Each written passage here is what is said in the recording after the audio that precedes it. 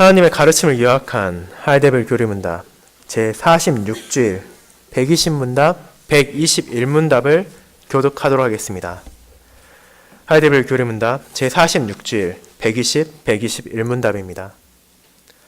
제120문 그리스도께서는 왜 우리에게 하나님을 우리 아버지라 부르도록 명령하셨습니까?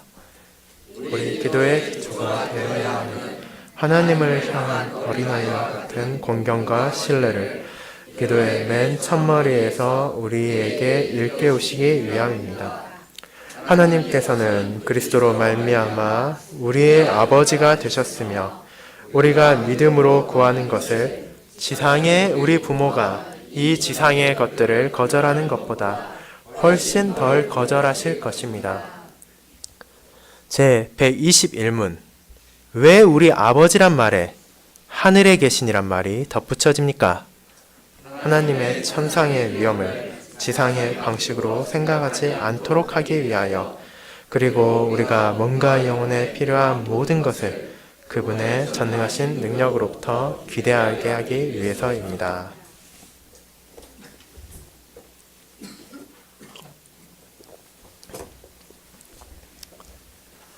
사랑하는 주 예수 그리스도 안에 있는 형제 자매님들, 이 세상에는 수많은 호칭들이 존재합니다. 이러한 호칭들은 어떤 대상을 표현하는 특징을 보여주기도 하고 상대의 능력이나 권위를 가리키기도 합니다. 저에게도 여러분에게도 다양한 호칭이 있습니다. 아이들은 누군가의 자녀라 불리기도 할 것이며 때로는 자신의 행동이나 말의 특징 혹은 신체적 특징으로 인한 별명으로 불리기도 할 것입니다. 어른들 역시 마찬가지입니다. 어른들에게도 다양한 호칭이 있습니다. 김대리, 최부장, 김사장과 같은 회사 내 직급에 따른 호칭이 있습니다. 또한 사회적 위치에 대한 호칭도 있습니다. 어르신이라는 일반적인 호칭으로 불리는 경우도 있을 것이며 존경심을 표하는 선생님이라는 표현으로 불리기도 할 것입니다. 또한 가정 안에서의 관계에 따라 남편이라 불리는 형제들이 있으며 아내라나 불리는 자매들이 있습니다. 아버지, 어머니, 아들, 딸, 손자, 손녀 등 가정 안에서의 호칭 역시도 때로는 헷갈릴 정도로 허다히 많습니다. 물론 이 수많은 호칭들이 다 좋은 뜻을 품고만 있지는 않습니다.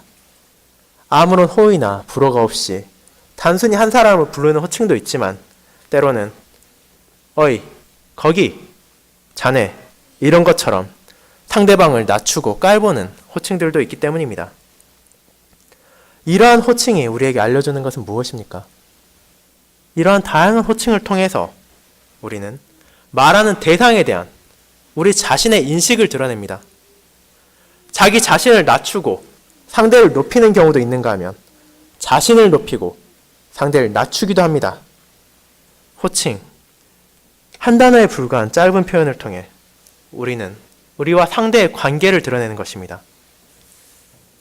그렇기 때문에 이 세상에는 셀 수 없이 많은 호칭들이 존재하고 한 사람도 다른 이들과의 관계에 따라 수많은 호칭을 가질 수 있는 것입니다. 그러한 호칭들 중 하나에 대해서 오늘 우리는 살펴보고 배울 것입니다. 이 단어는 너무도 익숙하지만 그럼에도 우리가 꼭 알아야만 하고 그 의미를 깨달아야 하는 중요한 호칭입니다. 단순한 네 단어의 조합에 불과하지만 그 안에 담고 있는 것이 너무나 풍성한 은혜인 표현이기도 합니다. 우리가 오늘 배울 것은 하늘에 계신 우리 아버지라는 호칭입니다.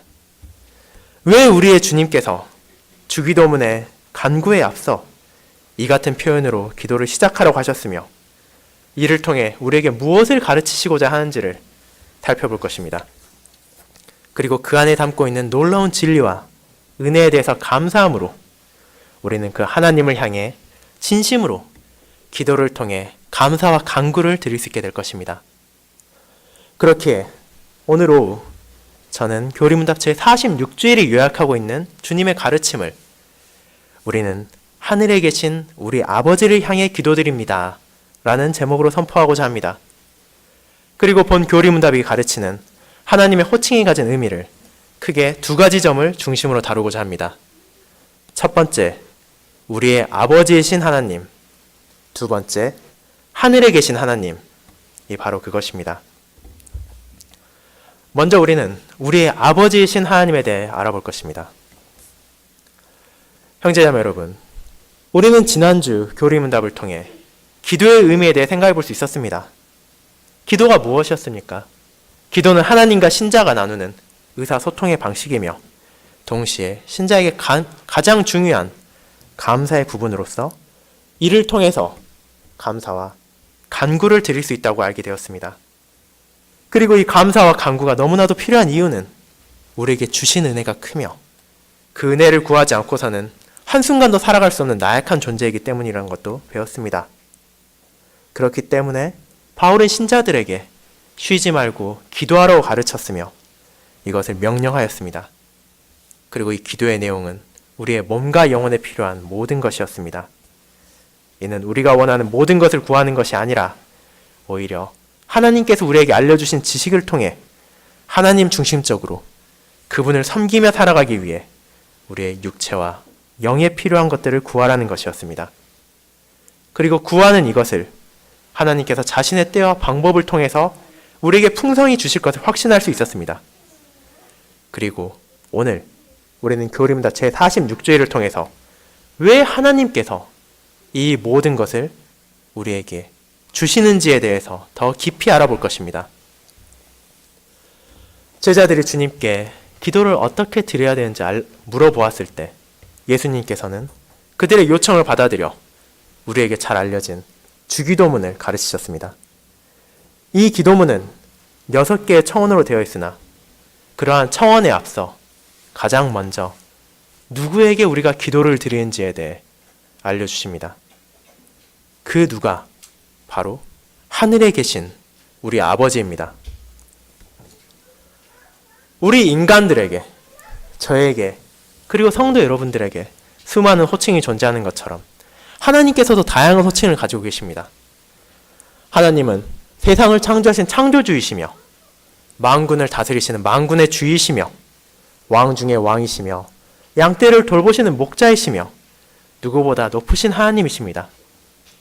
그리고 그 외에도 하나님의 어미로움을 높이고 그분의 거룩하심을 드러내는 칭호들을 가지고 계십니다. 그리고 그러한 칭호를 사용해서도 우리는 기도를 드릴 수 있으며 분명 이러한 기도 역시 하나님께서는 기쁘게 받아들이실 것입니다. 그럼에도 불구하고 예수님께서는 제자들에게 아버지라는 호칭으로 하나님께 기도드리라고 알리셨습니다. 이는 단순히 이 호칭으로만 기도를 드려야 한다고 강제하신 것이 아니라 하나님을 아버지라 부르고 고백함으로 신자와 하나님의 관계를 바르게 보여주시고 기도를 드릴 때조차도 우리가 누구에게 이것을 요청하는지를 알려주신 것입니다. 제120문답은 기도를 드리는 대상을 아버지라 부르는 것이 기도의 기초라고 표현합니다. 왜 이것이 기도의 기초입니까? 그것은 바로 우리가 그 대상을 어떻게 바라보는지를 첫 호칭에서 드러내기 때문입니다. 똑같은 부탁을 한다 하더라도 다른 호칭을 사용함으로 의미가 달라지는 경우가 있습니다. 어르신, 잠깐만 옆으로 비켜줄 수 있으실까요? 라고 부탁을 드리는 것과 어이, 지나가게 좀 비켜봐 라고 말하는 것은 분명 같은 내용의 부탁이지만 내재된 의미가 명확히 다릅니다. 이와 같은 기도의 기초, 가장 첫 호칭이 바로 우리 아버지라는 표현입니다. 아버지께 자신의 필요를 위한 도움을 구하는 것은 다른 사람들에게 구하는 것과는 다릅니다. 여러분은 아버지에 대해서 잘 알고 있습니다. 아버지가 당신이 무엇을 구하기를 원하는지도 잘 알 것입니다. 그리고 아버지께서는 여러분이 어릴 때부터 계속 바라보았기 때문에 세상에서 누구보다 잘 아는 사람 중에 한 명일 것입니다.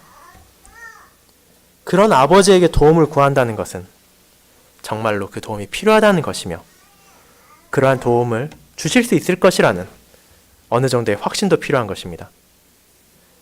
그렇기에 이는 친구나 혹은 잘 모르는 사람, 은행이나 기업의 직원에 부탁하는 것과는 전혀 다른 성격을 가지고 있습니다.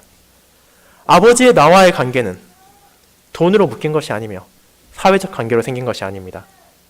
세상의 다른 관계와 같이 시간이 지나거나 상황이 바뀌면 끊어질 수 있는 관계가 아닙니다. 이는 하나님께서 주신 관계이며 그 관계가 영원히 지속되기에 부탁을 할 때도 말도 안 되는 부탁을 하거나 무례하게 해서는 안 될 것입니다. 그러한 자세를 교리문답은 어린아이와 같은 공경과 신뢰라는 표현으로 알려줍니다. 자녀를 가진 부모라면 이 표현이 무엇을 의미하는지 바로 알아챌 수 있을 것입니다. 특히나 자녀가 어리면 어릴수록 이 의미는 더욱더 와닿을 것입니다. 어린 자녀에게 부모란 어떤 존재입니까?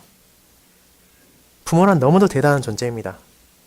아버지를 향한 그들의 기대를 막을 수 있는 것은 어떤 것도 존재하지 않고 자신에게 찾아온 어려움이나 문제가 무엇이건 상관없이 아버지에게 부탁하면 그 모든 것이 해결될 수 있을 것이라는 굳건한 확신을 가지고 있습니다. 가지고 싶은 것이 있을 때 아버지를 부르고, 고장난 것이 있을 때 아버지를 부르고, 배가 고플 때, 아플 때, 심심할 때나 심지어 자고 싶을 때도 아버지를 부르곤 합니다. 왜냐하면 그 아이들의 마음속에는 아버지가 오면 이 모든 것을 해결할 수 있을 것이라는 믿음이 있기 때문입니다. 또한 교리문답은 공경, 어린아이와 같은 공경이라는 표현 역시도 기억하게 합니다. 이 공경이란 표현은 첫 독일어 교리문답에서는 두려움이라고 기록되었습니다. 분명 여기서 말하는 공경과 두려움은 큰 연관을 가지고 있습니다. 그리고 이는 하나님을 향한 우리의 자세를 바르게 보여주기도 합니다. 어린아이는 분명 아버지를, 어머니를 신뢰하고 사랑합니다. 하지만 동시에 그 누구보다도 두려워하는 것이 자신의 부모일 것입니다. 잘못을 저질렀을 때, 실수를 하거나 무언가를 깨뜨렸을 때 자신의 형제나 친구들에게는 그것을 쉽게 고백할 수 있습니다. 하지만 그 잘못을 자신의 부모에게 고백하는 것은 결코 쉬운 일이 아닙니다. 그 이유는 간단합니다. 만약 그 부모가 그 사실을 알게 된다면, 자신의 잘못을 알게 된다면, 자신의 죄를 알게 된다면 그것을 간과하지 않을 것이기 때문입니다. 여러 가지 방식을 통하여 자녀를 권면하고 그 자녀가 반성을 하게 하고 회개하게 하므로 그 잘못을 다시는 저지르지 않게 하도록 인도할 것입니다. 그러한 것을 자녀는 알고 있기 때문에 부모님을 두려워하며 경외합니다. 이러한 신뢰와 공경을 바로 주님께서는 제자들에게 그리고 우리들에게 떠올리게 하십니다. 매번 하루에도 몇 차례씩 우리가 기도를 드릴 때마다 되새겨야 하는 것이 바로 지금 우리가 아버지께 기도를 드리고 있구나 라는 인식입니다. 자녀가 성장하고 세상을 알아감에 따라 결국 아버지도 어머니도 완벽하지 못하다는 사실을 알게 됩니다. 여전히 그 나름의 방식으로 부모님을 사랑하고 아끼겠지만 모든 것을 다 해줄 수 있을 것이라는 신뢰감은 조금씩 사라져 갑니다. 그리고 부모 역시 한계가 분명한 인간이라는 것을 인지하게 되며 무례한 것을 부탁하지도 않게 됩니다. 부모에 대한 공경 역시 마찬가지입니다. 여전히 존경을 하고 무시하진 않지만 어릴 때와 같은 두려움은 희석되고 맙니다. 이 땅의 부모를 향해 어릴 때 품었던 공경, 두려움, 굳건한 신뢰를 성장하면서까지 그대로 간직하는 사람은 드뭅니다. 그렇기 때문에 우리는 더욱더 우리가 기도를 드릴 때마다 이러한 어린아이와 같은 신뢰와 공경의 마음으로 하나님께 기도를 드린다는 사실을 기억해야 합니다. 어째서 그래야만 합니까? 우리가 어째서 이와 같이 어린아이와 같은 마음으로 아버지께 기도를 드립니까? 우리는 분명히 하나님께 신뢰를 둘 수 있는 이유가 있습니다. 그분께서는 전능하신 하나님이시기 때문에 무엇이든지 할 수 있다는 것을 알고 있기 때문입니다. 기독교라는 종교를 가지고 하나님을 믿는다는 사람 대부분 여기까지는 나아갑니다. 하지만 우리는 종종 그분께 두려움을 가지고 경외심으로 나아가야 된다는 사실을 잊곤 합니다. 혹은 그분을 진정으로 공경해야 한다는 사실도 잊어버리는 경우가 있습니다. 이스라엘 백성 역시 이러한 점을 잊어버리고 겉으로만 하나님을 두려워하는 척, 공경하는 척하며 종교적 예식에만 집중하며 진심으로 그분을 경외하지 않았습니다. 그러한 그들의 잘못을 하나님께서는 말라기서를 통해 다음과 같이 권면하십니다. 내 이름을 멸시하는 제사장들아, 나 만군의 여호와가 너에게 이르기를 아들은 그 아버지를, 종은 그 주인을 공경하나니 내가 아버지인데 나를 공경함이 어디 있느냐. 말라기 1장 6절 말씀입니다. 그리고 우리 역시 때때로 이와 같은 동일한 잘못을 범하곤 합니다. 우리가 하나님을 진정으로 공경하며 진정으로 경외하고 있습니까? 왜 우리가 이 땅에서 우리의 부모를 두려워합니까? 이는 그들이 우리의 죄를 싫어한다는 것을 알기 때문입니다. 그리고 하나님께서는 이 땅의 어떤 부모보다도 더 죄를 싫어하시고 미워하십니다. 하나님이 죄악을 얼마나 싫어하시며 이를 어떻게 징벌하시는지를 우리는 기억해야 합니다. 그리고 이를 통해 우리는 자신의 죄성을 기억하게 됩니다. 우리가 기도를 드릴 때 무릎을 꿇고 자세를 갖추고 기도를 드릴 때, 또한 우리가 걸어가면서 기도를 드리거나 식사를 앞두고 기도를 드릴 때, 어떤 상황에서 기도를 드리건 언제 기도를 드리건 어디에서 기도를 드리건 우리는 하나님 앞에 당당하게 나아가는 것이 아닙니다. 은행에 가서 직원에게 맡겨뒀던 돈을 달라고 말하는 것처럼 나가는 것이 아닙니다. 하나님께서 우리에게 빚지신 분이 아니십니다. 하나님은 우리의 아버지이시며 우리의 죄를 미워하시는 아버지이십니다. 그렇기 때문에 우리는 하나님께 나아갈 때 진정으로 두려워하며 공경하는 자세를 가져야 합니다. 우리 자신의 나약함을 너무도 잘 알고 있고 우리의 삶을 알기 때문에 우리는 하나님께서 이러한 우리 자신을 기뻐하지 않으실 수 있다는 것을 알고 있습니다. 그렇기 때문에 기도를 드릴 때마다 우리는 당당히 나아가는 것이 아니라 겸손히 우리의 잘못을 고백하고 회개하며 하나님께 어린아이와 같은 떨리는 마음으로 나아갑니다. 그럼에도 우리가 하나님을 두려워하며 동시에 기쁘게 나아갈 수 있는 이유는 무엇입니까? 이는 바로 우리 예수 그리스도의 공로 때문입니다. 하나님의 유일하신 독생자이신 그분께서 우리에게 베풀어 주신 은혜로 우리 역시 하나님을 아버지라 부를 수 있게 되었습니다. 그리고 그분을 아버지라 부르며 기도드릴 수 있는 영광을 얻게 되었습니다. 그것이 바로 오늘 로마서 8장을 통해 바울이 설명한 내용입니다. 바울은 무릇 하나님의 영으로 인도함을 받은 사람은 곧 하나님의 아들이라 너희는 다시 무서워하는 종의 영을 받지 아니하고 양자의 영을 받았으므로 우리가 아빠, 아버지라고 부르짖느니라 라고 우리의 관계를 알려줍니다. 하나님의 영으로 인도를 받은 자가 하나님의 아들입니다. 이 양자의 영을 주님께서 주시고 우리의 죄를 대신하여 갚으심으로 이제 우리가 우리의 나약함과 잘못에도 불구하고 어린아이와 같이 신뢰를 하고 공경심을 가지며 아빠, 아버지라고 하나님을 부르며 기도를 드리게 됩니다. 그리고 이 아버지께서는 우리가 믿음으로 구하는 것을 들으십니다. 그분께서 졸지도 주무시지도 않으시고 전능하시기 때문에 우리의 모든 기도를 다 들으시고 계십니다. 능력이 있으시고 사랑이 많으시기에 그분께서는 죄를 뉘우치며 다가오는 자녀들을 용서해 주시며 그분의 자녀로서 이 땅에서 살아가는 데 필요한 모든 것을 풍성히 공급해 주실 것입니다. 이 땅의 부모는 때로는 능력이 없고 돈이 부족해서 혹은 자녀와의 관계가 파탄이 나서 정말로 도움이 필요할 때 도움을 주지 못할 수도 있습니다. 도움을 들어주겠다고 약속을 한 후에도 이를 잊어버릴 수도 있습니다. 이를 고의로 깨뜨릴 수도 있습니다. 심지어 자녀의 정말로 필요한 도움을 거절할지도 모릅니다. 그리고 아무리 자식을 사랑하고 돌보는 마음으로 가득하고 이 세상에서 능력이 있어 보이는 부모라 하더라도 그들은 자녀들과 항상 함께 있을 수는 없습니다. 언젠가 그들은 이 땅을 떠나야 할 때가 오기 때문입니다. 하지만 하나님께서는 이러한 이 땅의 부모들과 다르십니다. 교리문답은 하나님께서 지상의 부모가 지상의 것들을 거절하는 것보다 훨씬 덜 거절하신다고 고백합니다. 왜냐하면 하나님께서는 지상의 부모보다 사랑이 많으시며 부족함이 없으시며 영원하신 아버지이시기 때문입니다.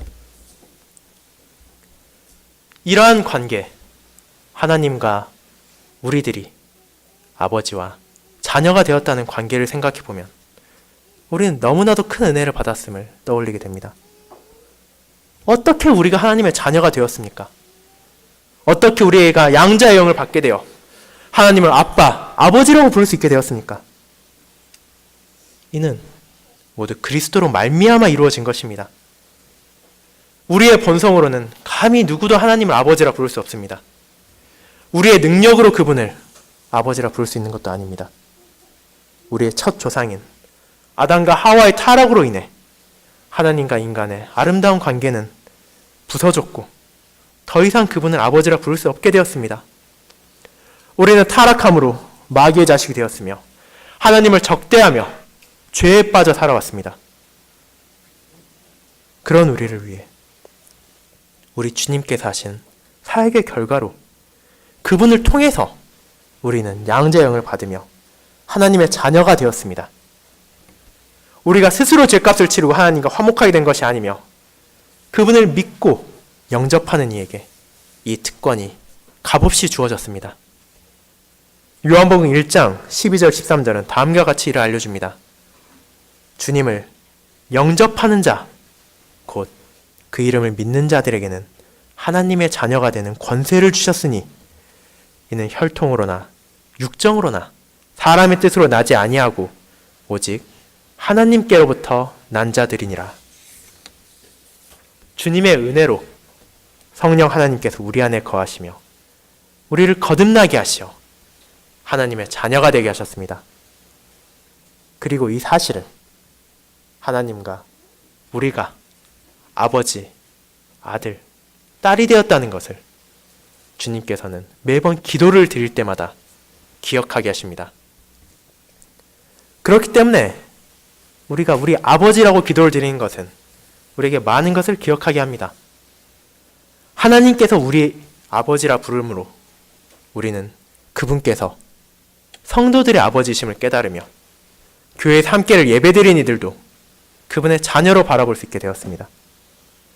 또한 우리는 아버지를 바라보는 어린아이의 감정을 되새기게 됩니다.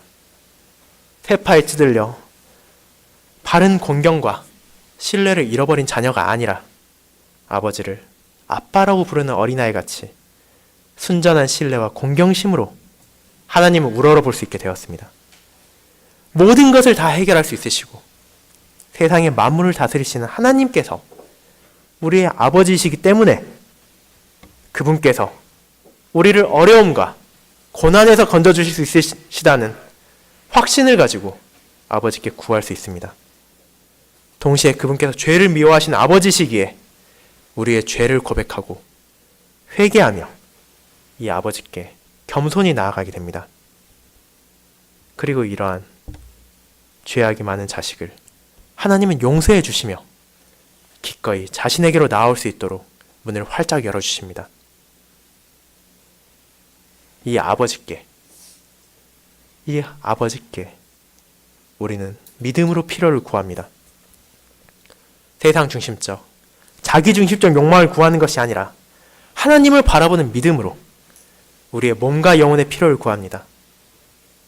그리고 그러한 모든 간구를 아버지께서는 다 들으시며 그 필요를 채워주십니다. 그분에게 어려운 것은 아무것도 존재하지 않으며 불가능한 것도 존재하지 않기 때문입니다. 이러한 어린아이와 같은 신뢰와 공경을 가지고 우리가 기도를 드리기에 우리는 매번 기도의 마지막에 아멘이라고 고백하며 그것이 이루어질 것이라는 확신을 가질 수 있는 것입니다. 두 번째로 하늘에 계신 하나님에 대해 알아보도록 하겠습니다.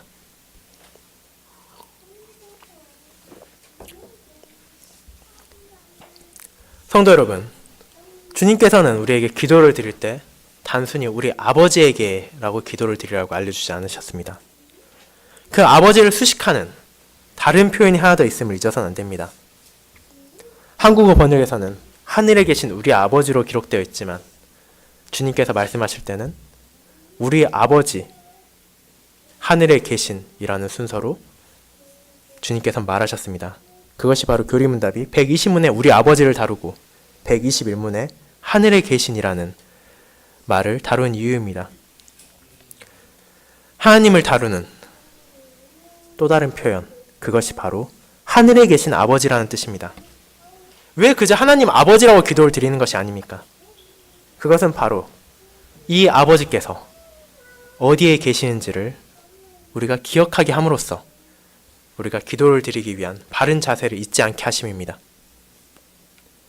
교리문답은 이에 대해서 다음과 같이 설명하고 있습니다. 하나님의 천상의 위엄을 지상의 방식으로 생각하지 않도록 하기 위하여 이 수식어가 덧붙여졌습니다. 성경에서 말하는 하늘은 거룩한 천사들과 복된 사람들이 하나님과 함께 거하는 곳입니다. 그리고 하나님, 우리의 아버지가 거기에서 거한다고 함으로써 그분이 얼마나 영광스러우시며 그분께서 이 땅에 속박하지 않는다는 사실을 우리에게 알려주시는 것입니다. 그렇게 이는 우리에게 인간의 기준으로 하나님을 재단하지 말라는 것을 알려줍니다. 우리 인간은 모든 면에 한계가 있습니다. 지식, 지혜, 경험, 사랑, 수명, 인간에게 제한이 없는 것은 오히려 존재하지 않습니다. 그런 면에서 하늘에 계신 하나님을 고백하는 것은 우리가 섣불리 하나님을 인간의 기준으로 우리의 생각대로 재단하지 않도록 방지합니다. 우리는 너무도 쉽게 상대를 판단합니다. 우리는 제9계명을 통해 분별 없이 사정을 들어보지도 않고 사람을 정죄하는 일에 가담하지도 않아야 한다는 가르침을 들었고 그럼에도 이를 쉽게 잊어버립니다. 그리고 하나님께 대해서도 심지어 하늘에 계신 하나님께 대해서도 우리는 때로는 그분의 어미로움과 전능하심을 바르게 이해하지 못함에도 불구하고 우리의 기준으로 판단하고 생각하는 경우가 많이 있습니다. 다시 한번 이 땅의 부모와 자식의 관계를 생각해 보십시오. 부모가 자녀를 사랑하고 자녀가 부모를 공경하는 것이 마땅함에도 불구하고 때로는 이 관계가 부서지는 경우를 우리는 볼 수 있습니다. 부모가 자식의 부탁을 거절했을 때 자녀들은 그것이 자신을 사랑하지 않는 것이라 생각하곤 합니다. 어린아이들이 과자나 장난감을 사달라고 조르는 걸 생각해보면 우리는 너무나 쉽게 인간의 죄성을 보게 됩니다. 부모의 입장에서 그것이 그 아이에게 필요 없다 생각하고 오히려 해롭다 생각되어 자녀의 부탁을 거절할 때조차도 아이들은 그 이유를 깊게 생각하지 않은 채 자기 부탁을 안 들어줬으니 이는 자기를 미워하는 것이며 싫어하는 것이고 그렇게 나도 부모를 싫어하고 나도 부모를 미워할 수 있을 것이라는 정당을 하고 합니다. 그리고 이와 같은 어리석은 판단을 하늘에 계신 아버지에게도 하는 사람들이 있습니다. 자신이 구하는 것을 주지 않았다고 해서 하나님께서 기도를 듣지 않았다고 생각하는 사람도 있고 하나님께서 자신을 사랑하지 않는다고 생각하는 사람도 있으며 심지어 하나님께서는 이 간구를 들어주실 능력이 없구나 라고 오해를 하는 사람들도 있습니다. 하지만 그 모든 것이 사실이 아닙니다. 하나님께서는 이 땅의 기준으로 판단을 할 수 없으신 하늘에 계신 아버지이십니다. 그분의 섭리를 우리로서는 감히 다 이해할 수도 없으며 판단할 수 없습니다. 우리가 생각했을 때 어려움으로 느끼는 것을 통해서 선을 이루실 때도 있으시며 때로는 시련을 통해서 우리를 단련시키기도 하십니다. 그분께서는 만물을 주관하시는 왕 중의 왕이시며 세상의 모든 것을 주관하고 계십니다. 그렇기에 세상의 어떤 부모도 이런 하나님과 비교할 수 없습니다. 분명 이 땅의 부모들은 때로는 자신들의 연약함과 한계로 인해 자녀들에게 좋지 못한 것을 줄 수도 있습니다. 줘야만 하는 것을 주지 않고 주지 말아야만 하는 것을 줄 수도 있습니다. 반드시 가르쳐야 하는 것을 잊어버려 자식을 위험에 처하게 할 수도 있으며, 가르치지 말아야 할 것을 가르침으로 자식의 장래를 망칠 수도 있습니다. 하지만 그 모든 것은 하늘에 계신 우리의 아버지에게는 해당하지 않는 것입니다. 왜냐하면 그분께서는 전능하실 뿐 아니라 전지하시기 때문입니다. 세상의 모든 것에, 과거도, 현재도, 심지어 미래까지도 그분께서는 너무도 명확히 알고 계십니다. 세상에 그 무엇도 하나님께 숨길 수 없으며 어떤 미래를 하더라도 그분 앞에 불확실한 것은 없습니다. 그렇기에 하나님께서는 세상의 부모와 달리 우리에게 실수나 잘못으로 나쁜 것을 주지 않으시며 필요한 것을 잊어버리고 안 주시는 경우도 없습니다. 이러한 아버지를, 이러한 하늘에 계신 하나님을 우리는 우리의 방식대로 생각해서는 안 됩니다. 누구보다도 거룩하시며 영광스러운 하나님이시기에 우리는 그분의 뜻과 섭리를 인간의 생각으로 재단해서는 안 되는 것입니다. 동시에 하늘에 계신이라는 하나님께서는 우리의 몸과 영혼에 필요한 모든 것을 주실 수 있으십니다. 그분께서는 우리의 아버지시며 부족한 것이 없으신 하나님이십니다. 그분께서 우리에게 주시는 것은 바로 풍성한 은혜입니다. 그 은혜가 무엇을 위한 은혜입니까?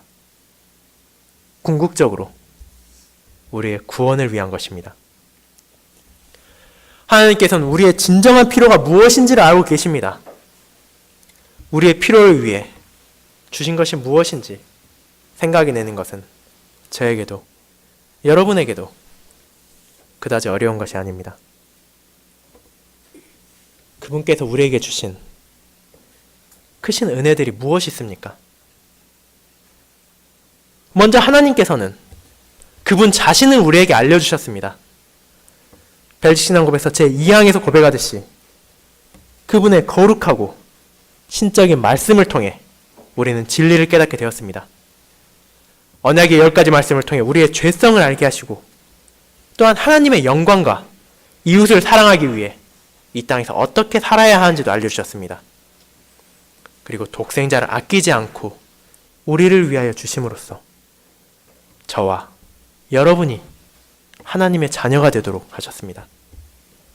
자신에게 간구하는 자녀의 죄를 용서해 주시며 필요를 충분히 공급해 주시고 거룩함을 사모하며 나아가기 위해 구하는 모든 이들에게 성령 하나님을 주셨습니다.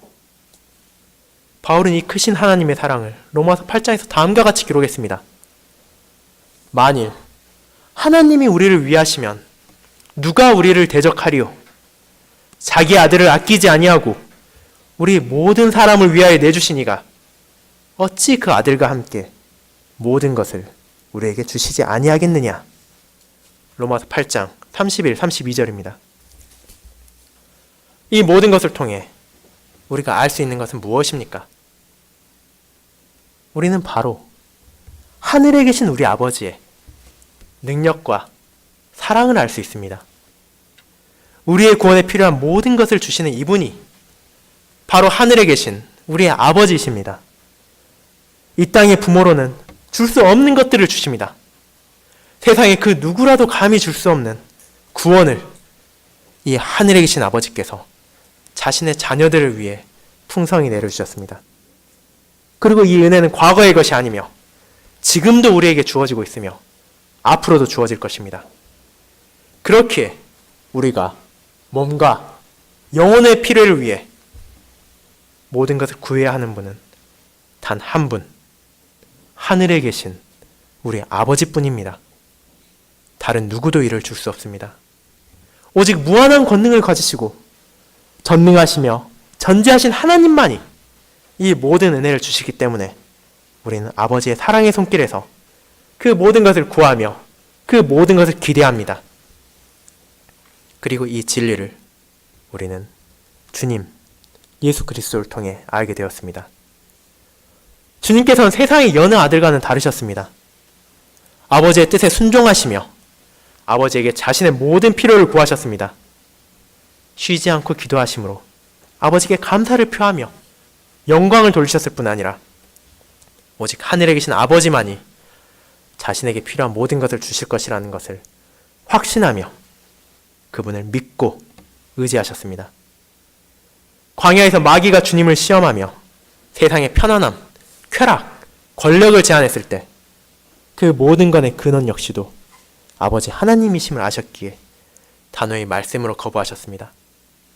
거룩하신 아버지의 위엄을 모욕하는 이들의 잘못된 이해를 바로 잡으시고 자신의 모든 생애를 통해 아버지께 순종하며 그분을 공경하셨습니다.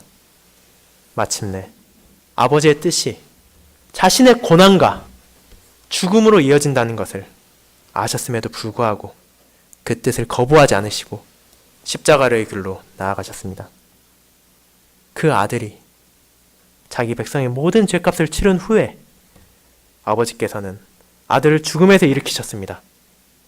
부활하신 주님께서 수많은 증인들 앞에 승천하시고 이제는 하늘에 계신 우리의 아버지 우편에 함께 앉아 계십니다.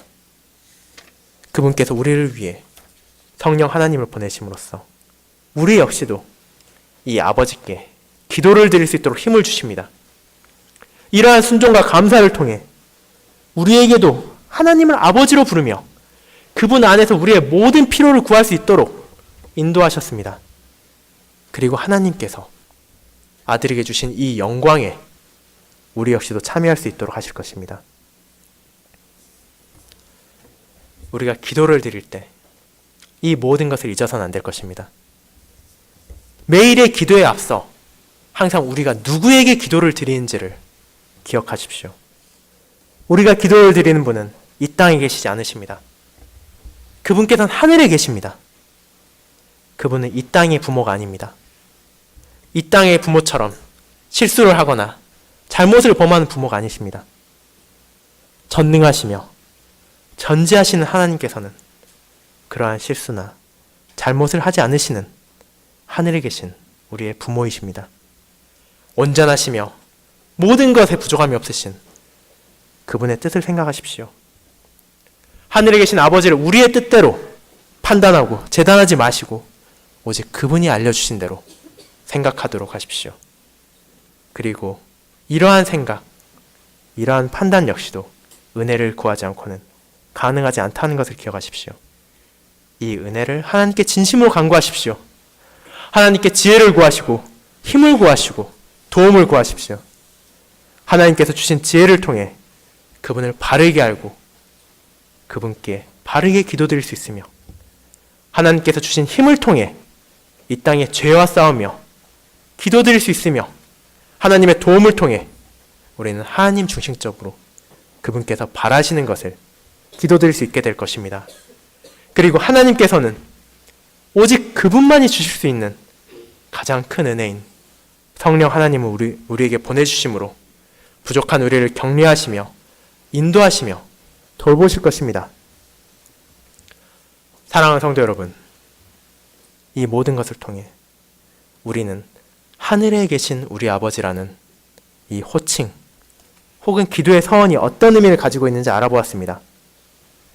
물론 우리의 모든 기도를 하늘에 계신 우리 아버지라는 고백으로만 시작할 필요는 없습니다. 설교 초반에 말씀드릴 것 같이 하나님께는 다른 수많은 호칭들이 있으며 그러한 호칭들 역시 우리가 기도에 사용하기에 적절한 것이기 때문입니다. 그러한 서원을 통해서도 우리는 하나님께 우리의 감사를 표할 수 있으며 필요를 구할 수 있습니다. 하지만 우리가 어떤 호칭을 사용한다 하더라도 어떤 식으로 하나님께 부르며 하나님께 간구하며 하나님께 감사를 표한다 하더라도 우리가 절대 잊지 말아야 하는 것이 있습니다. 그것은 바로 그분께서는 항상 언제 어느 때라도 하늘에 계신 우리의 아버지 하나님이시라는 점입니다. 이 땅의 부모와는 너무나도 다른 하늘에 계신 아버지께서 우리의 기도를 들으십니다. 그 아버지께 우리는 어린아이와 같은 확신과 공경을 품고 나아갑니다. 간절한 심령으로 우리의 필요를 구하며 아버지께서 주시는 은혜를 통해서 점점 더 이 아버지께로 나아갑니다. 그리고 이러한 전적인 의지와 기대를 품는 겸손한 태도로 오늘 하루, 이번 한 주, 우리의 전생에 걸쳐 하나님께 감사의 가장 중요한 부분인 기도를 드리시길 바랍니다. 아멘.